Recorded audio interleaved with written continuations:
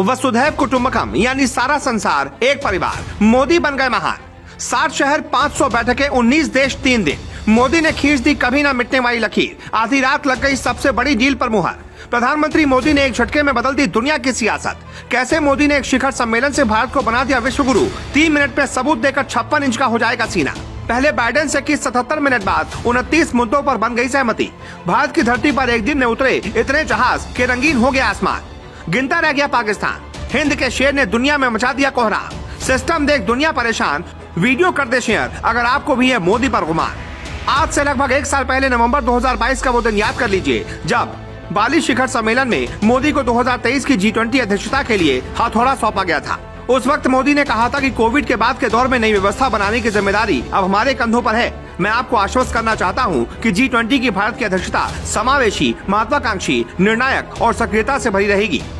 एक साथ मिलकर हम G20 को वैश्विक परिवर्तन का उत्प्रेरक बनाएंगे और आज मोदी की बातें सच होती हुई दिखाई पड़ रही हैं। मोदी के एक कदम ने भारत को विश्वगुरु बनने के और करीब ला दिया, क्योंकि जो भी देश G20 की अध्यक्षता करता है उसका प्रमुख काम किसी विषय विशेष के प्रति सभी देशों के बीच सहमति बनाने पर होता है। इस बार G20 में 20 नहीं बल्कि 19 देश शामिल हुए। इसमें भारत, अर्जेंटीना, ऑस्ट्रेलिया से लेकर ब्राजील, कनाडा, चीन, फ्रांस और जर्मनी समेत इंडोनेशिया, इटली, जापान, कोरिया गणराज्य, मैक्सिको, रूस के अलावा सऊदी अरब, दक्षिण अफ्रीका, तुर्की, यूनाइटेड किंगडम और संयुक्त राज्य अमेरिका और यूरोपीय संघ है। इसकी सबसे खास बात यह है कि हर साल अध्यक्ष देश अपने अनुसार कुछ देशों को और संगठनों को मेहमान के तौर पर इसमें बुलाते हैं और भारत ने बांग्लादेश, इजिप्ट, मॉरिशस, नीदरलैंड के साथ साथ नाइजीरिया, ओमान, सिंगापुर, स्पेन और संयुक्त अरब अमीरात यानी कि UAE को आमंत्रित किया है।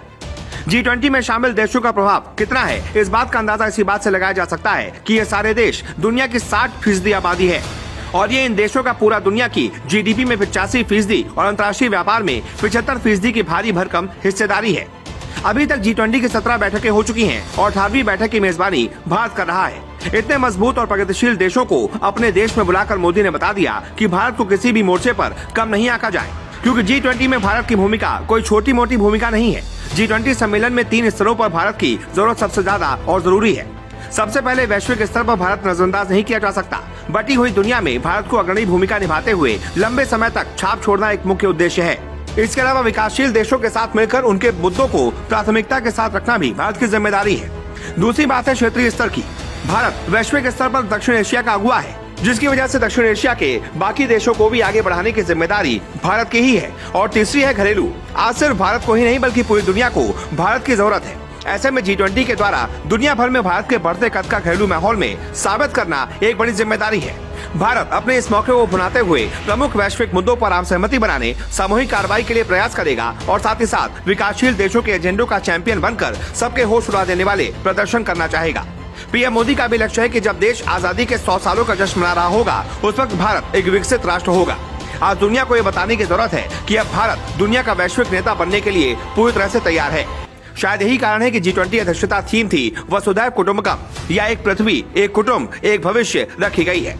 चलते चलते ये भी जान लीजिए कि पिछले साल 8 नवंबर 2022 को पीएम मोदी ने G20 का लोगो लॉन्च करते हुए G20 थीम यानी वसुधैव कुटुंबकम, जिसका अर्थ है one earth, one family, one future. G20 के लोगो को तिरंगे के रंग में डिजाइन किया गया है, जो हमारे पृथ्वी समर्थक दृष्टिकोण और चुनौतियों के बीच विकास का एक अहम प्रतीक है। और इस महान तिरंगे की शान में कमेंट बॉक्स में जय हिंद तो बनता है।